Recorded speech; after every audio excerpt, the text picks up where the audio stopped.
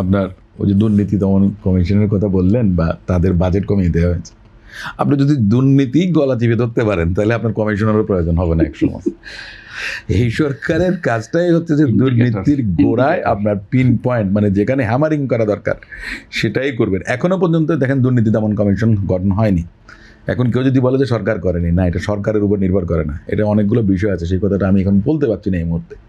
কারণ এটা বাছাই কমিটি কিংবা আপনারা যে করবেন সেটার জন্য যিনি জড়িত বা যারা জড়িত তারা এখনো নাম দিচ্ছেন না বা দেন না। আমি সেই জিনিসটা যাচ্ছি না।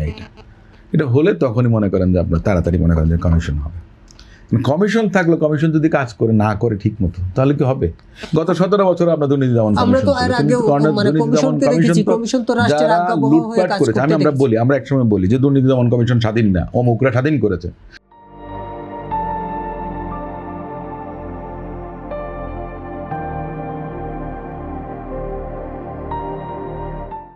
কিন্তু যারা বলে যে স্বাধীন করেছে, সে সময় মনে করা হচ্ছে দুর্নীতি দমন কমিশন যারা দুর্নীতির সঙ্গে, আপনাদের বাচ্চু সাহেবের কথা মনে আছে যে একটা ব্যাংক, কি বেসিক ব্যাংক, তো ওনাকে কি করা হয়েছে? হাজার হাজার কোটি টাকা লুটপাট করেছে, কিন্তু ওনাকে মনে করেন অব্যাহতি দেওয়া হয়েছে, ক্লিন চিট দেওয়া হয়েছে। তো তাহলে যেই কমিশন কাজ করতে পারবে না কিংবা সরকারের আজ্ঞাবহ হয়ে কাজ করবে, সরকারের লুটপাটে সহযোগিতা করবে, তাহলে সেই কমিশনের আপনার দরকার কেন? এই জন্যই বলছি আমি, এই কারণেই বলছি যে আমাদের সবারই পরিবর্তন দরকার। প্রতিষ্ঠানগুলোকে প্রাতিষ্ঠানিকীকরণ, ইনস্টিটিউশনালাইজ করা, ইনস্টিটিউশন আছে মনে করেন, কিন্তু ইনস্টিটিউশনালাইজ করা এক জিনিস, ভিন্ন জিনিস। সবগুলোই তো রাজনীতিকীকরণ হয়ে গেছে অনেক বছর আগে। আপনার কাছে কি মনে হয় যে বিএনপি এই দুর্নীতির টুটি ধরতে শুরু করেছে? আপনি তো শুরু করেছেন মাত্র, তাই না? শুরু তো করেছেন মাত্র। অভিযোগ আসবে, অভিযোগ আসলেই তখন ব্যবস্থা নেওয়া হচ্ছে না যে এমন না। আমি আপনাকে দিতে পারবো, আমি হয়তো দেখা গেছে স্ট্যাটিস্টিক আমি কিন্তু দেখেছি, আমার চোখে অনেক পড়েছে, বিভিন্ন জায়গায় কিন্তু এ ধরনের কথা হয়েছে।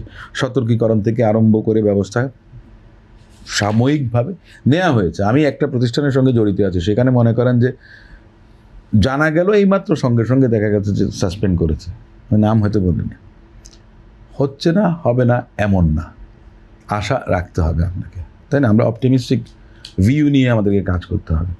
এখন একটা উচ্চাভিলাষী বাজেট দেখেন, আমি যদি এই উচ্চাভিলাষী বাজেট না দিতাম তখন বলা হতো কি গণবিরোধী বাজেট।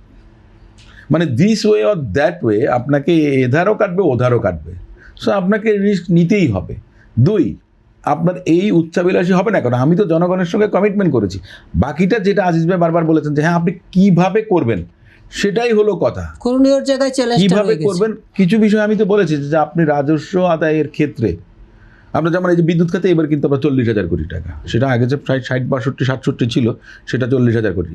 তার কারণটাকে দেখেন, রিনিউয়েবল এনার্জির উপরে কিন্তু আপনার এই করেছে। সৌর বিদ্যুতের ক্ষেত্রে আপনার কি কি আনতে হলে সেখানে মনে করেন যে রেয়ার দেওয়া হয়েছে, সম্পূরক সার চার্জ যেটা আছে সে সমস্ত জিনিস তুলে দেওয়া হয়েছে। অর্থাৎ এনকারেজ করছে গভর্নমেন্ট, আপনি যেটা বলছেন সেটাকে এনকারেজ করছে। আলটিমেটলি সেটাই দরকার হবে। এবং একটা পর্যায়ে এসে আপনি যদি সাকসেসফুল হন, আপনি যেটা বললেন না যে সামাজিক আন্দোলন, তাই না, সেটা যদি সম্ভব হয় তাহলে দেখবেন একসময় এই বিদ্যুৎ খাতে আপনার এই দেওয়ার দরকার হবে না, ভর্তুকি দেওয়ারও প্রয়োজন হবে না।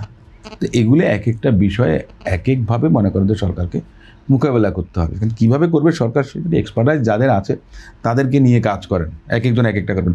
সাইফুর রহমান সাহেব দেশের ভিত্তিটা তৈরি করে দিয়ে গেছিলেন। উনি যখন আপনার এই যে ভ্যাট যখন এই করলেন, তখন সবাই মনে করেন যে গালিগালাজ করলো, ডিসপ্লিজড হলেন, ব্যবসায়ী থেকে আরম্ভ করে ভোক্তা থেকে আরম্ভ করে সবাই। কিন্তু ওই ভ্যাটের কারণেই বাংলাদেশ মনে করেন আপনার, উনি বাংলাদেশের একটা ফাউন্ডেশন দিয়ে গিয়েছিলেন। দেখেন উনি কিন্তু মানে ওনার সিলেট থেকে উনি অনেকবার নির্বাচন করেছেন, উনি কিন্তু পাশ করেননি, কিন্তু উনি বাংলাদেশের ইতিহাসে সবচেয়ে সফল অর্থমন্ত্রী ছিলেন। উনি বাংলাদেশ রাষ্ট্রের স্বার্থ উনি দেখেছেন, উনি বাংলাদেশ রাষ্ট্রের স্বার্থ দেখেছেন, উনি বিএনপি দলীয় স্বার্থ দেখেন নাই। ওনার পদক্ষেপের কারণে বিএনপি অনেক জনপ্রিয়তা হারিয়েছে, এটাও অনেকে বলেন। উনি দলীয় দৃষ্টিভঙ্গি থেকে বাজেট প্রণয়ন করেননি, উনি রাষ্ট্রের কল্যাণে কাজ করেছেন। হয়তোবা সে সময়কার যে বিষয়টা ছিল ওনার কাছে হয়তো সেটা ফিজিবল মনে হয়নি, সময় উপযোগী তিনি মনে করেন নাই। যে আপনি উদাহরণ দিয়েছিলেন কম্পিউটারের কথা, যেমন এখন দেখেন না এই সরকার কী করেছে, কম্পিউটার যারা ইভেন যে আমাদের লোকাল প্রোডাকশন বা কাঁচামাল আমদানি করায়, পার্টস আনা, স্পেয়ার, সেগুলির উপর দেখা গেছে যে আপনার শুল্ক প্রত্যাহার করে নিয়েছেন। অ্যাডভান্স যেটা দেওয়ার সেটাও আপনার প্রত্যাহার করে নিয়েছেন। সেটা কাদেরকে করছেন? এক, প্রযুক্তিকে আপনার এনকারেজ করছেন, এমপ্লয়মেন্ট অপরচুনিটি তৈরি হবে, ছোট ছোট কারখানা তৈরি হবে। তার মানেটা কি? শুধু যে আপনার এই বিদেশ নির্ভরতা সেটা কমবে, বৈদেশিক মুদ্রা আপনার সেভ হবে, অ্যাট দ্য সেম টাইম দেশীয় প্রযুক্তিতে যারা ইনভেস্ট করবেন তাদের কারণে তো আপনার এমপ্লয়মেন্ট অপরচুনিটি তৈরি হবে।